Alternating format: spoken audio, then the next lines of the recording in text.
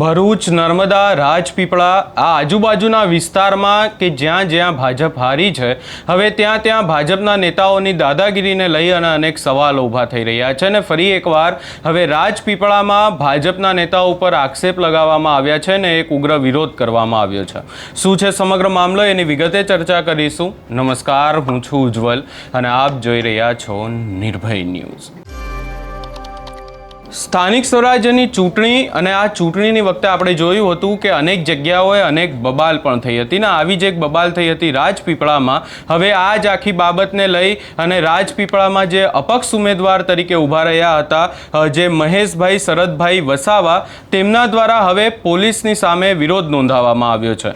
સમગ્ર બાબતની જો વધુમાં ચર્ચા કરીએ તો આખી બાબતને લઈને વોર્ડ નંબર 1ના જે ઉમેદવાર છે મહેશભાઈ શરદભાઈ વસાવા, એમને મારવામાં આવ્યો હતો. આક્ષેપ લગાવવામાં એવા આવી રહ્યા છે કે ભાજપના જે લોકો છે તેમના દ્વારા મારવામાં આવ્યો હતો. ને ત્યારબાદ જ્યારે આ શરદભાઈ પોલીસ સ્ટેશન પહોંચ્યા હતા ફરિયાદ નોંધાવવા, ત્યારે સૌપ્રથમ તો પોલીસ દ્વારા ફરિયાદ દાખલ કરવામાં ન આવી અને ત્યારબાદ જે રાજપીપળા કોર્ટ છે એમણે આ આખી બાબતમાં એનસીબીની જે ગુનો છે એ દાખલ કર્યો હતો. અને આ આખી બાબતને લઈને ક્યાંક ને ક્યાંક તેમના દ્વારા એવું કહેવામાં આવી રહ્યું છે કે એમને જે ગેરબંધારણીય શબ્દો બોલવામાં આવ્યા છે ને એનાથી પણ વિશેષ આ આખી બાબતમાં એટ્રોસિટીનો ગુનો દાખલ થાય અને મારવાનો પણ ગુનો દાખલ થાય, પરંતુ પોલીસ એવું કરતી નથી. અને ત્યારબાદ તેઓ જ્યારે કલેક્ટર કચેરી એટલે કે નર્મદા કલેક્ટર કચેરીએ આવેદનપત્ર આપવા પહોંચ્યા હતા, ત્યારે તેમના દ્વારા શું કહેવામાં આવ્યું એ પણ સાંભળી લઈએ.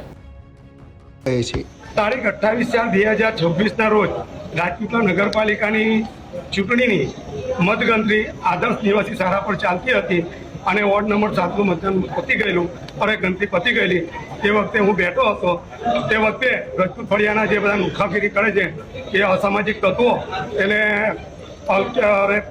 એ 4-5 લોકો હતા. એના મેં ફરિયાદમાં એફઆઈઆરમાં નામ આપેલા છે. એકનું નામ છે અભી કરીને મેં એને ઓળખું છું, એક સન્ની કરીને ઓળખું છું, અને એક રાજીવસિંહ અલ્કેશસિંહ ગોહિલ અને ગુબતસિંહ કરીને છે. જે લોકો કેટલાક લોકો નગરપાલિકામાં ખોટી ડિગ્રીઓ લઈને નોકરી કરે છે.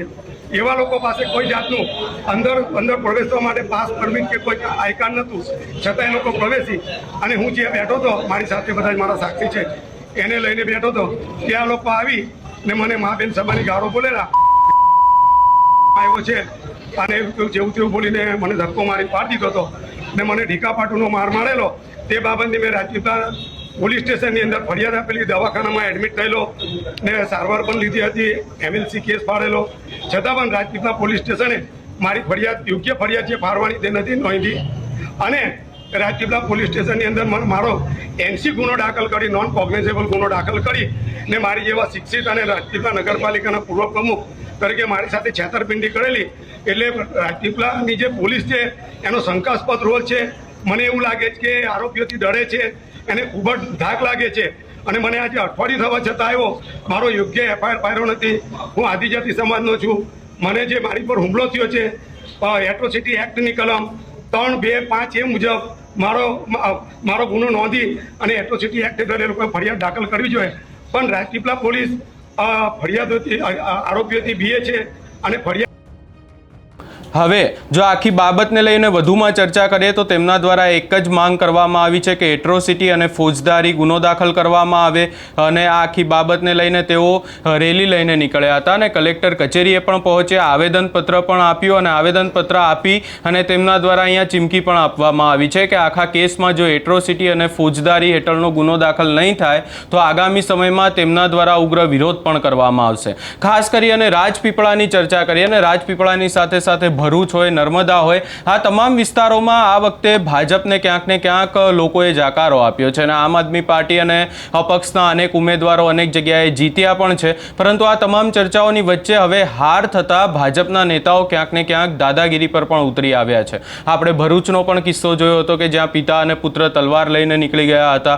ત્યારબાદ અનેક જગ્યાએથી એવા પણ કિસ્સા સામે આવી રહ્યા છે કે જ્યાં ભાજપના ઉમેદવારો જે હાર્યા છે ને એમણે એમના સમયમાં જે કામ કર્યું હોય એ પણ ક્યાંક ને ક્યાંક ખોદકામ કરવામાં આવી રહ્યું છે ને આવા અનેક કિસ્સાઓની વચ્ચે હવે આજે આખી બાબત રાજપીપળામાંથી સામે આવી કે જ્યાં એક ઉમેદવારનું પોલીસ નથી સાંભળતી તો લોકોનું શું સાંભળશે એ પણ એક મોટો સવાલ છે. આ જે સમગ્ર બાબતને લઈ અને તમારો શું અભિપ્રાય છે એ અમને કમેન્ટ કરી જરૂર જણાવશો ને અમારી ચેનલ નિર્ભય ન્યૂઝને લાઇક શેર સબસ્ક્રાઇબ કરવાનું ભૂલશો નહીં.